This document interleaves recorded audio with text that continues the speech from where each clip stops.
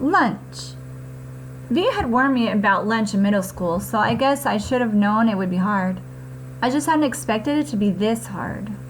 Basically, all the kids from all the 5th grade classes poured into the cafeteria at the same time, talking loudly, bumping into one another while they ran to different tables. One of the lunchroom teachers said something about no seat saving allowed, but I didn't know what she meant, and maybe no one else did either, because just about everybody was saving seats for their friends. I tried to sit down at one table, but the kid in the next chair said, "Oh, sorry, but somebody else is sitting here." So I moved to an empty table and just waited for everyone to finish stampeding and the lunchroom teacher to tell us what to do next. As she started telling us about cafeteria rules, I looked around to see where Jack Will was sitting, but I didn't see him on my side of the room. Kids were still coming in as the teachers started calling out the first few tables to get their trays and to stand on the line on the counter. Julian, Henry, and Miles were sitting at a table toward the back of the room. Mom had packed me a cheese sandwich, graham crackers, and a juice box, so I didn't need to stand on line when my table was called. Instead, I just concentrated on opening my backpack, pulling out my lunch bag, and slowly opening the aluminum foil wrapping of my sandwich. I could tell I was being stared at without even looking up. I knew that people were nudging each other, watching me out of the corners of their eyes. Now, I thought I was used to those kinds of stares by now, but I guess I wasn't. There was one table of girls that I knew were whispering about me because they were talking behind their hands.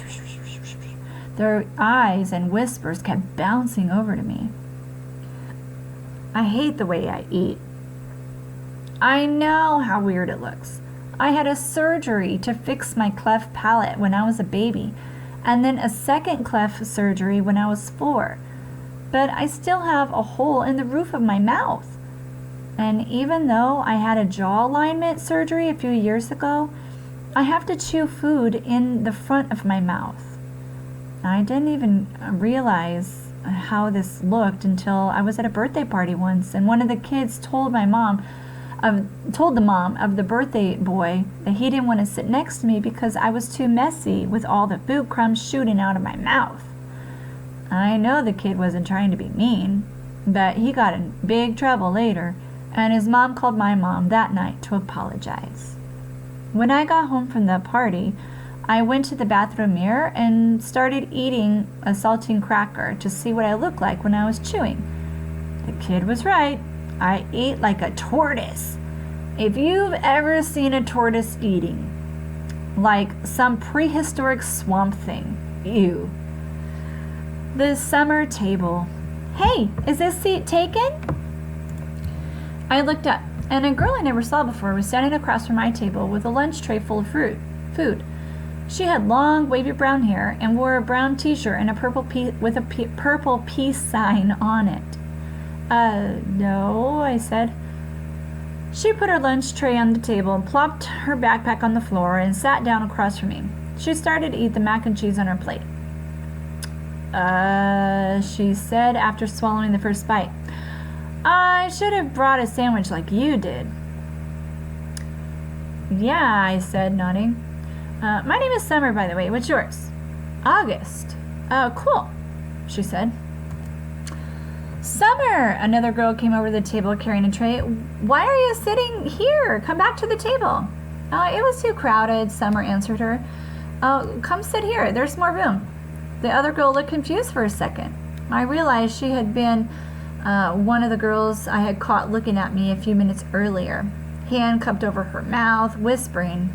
I guess Summer had been one of the girls at that table too. "Oh, never mind," said the girl, leaving.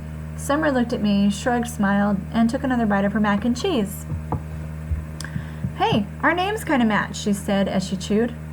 I guess she could tell I didn't know what she meant. "Summer, August," she said, smiling as her eyes wide open as she waited for me to get it. "Oh, yeah," I said after a second. "We can make this the summer-only lunch table," she said. Only kids with summer names can sit here. Let's see, is there anyone else named June or July? Oh, there's Amaya, I said.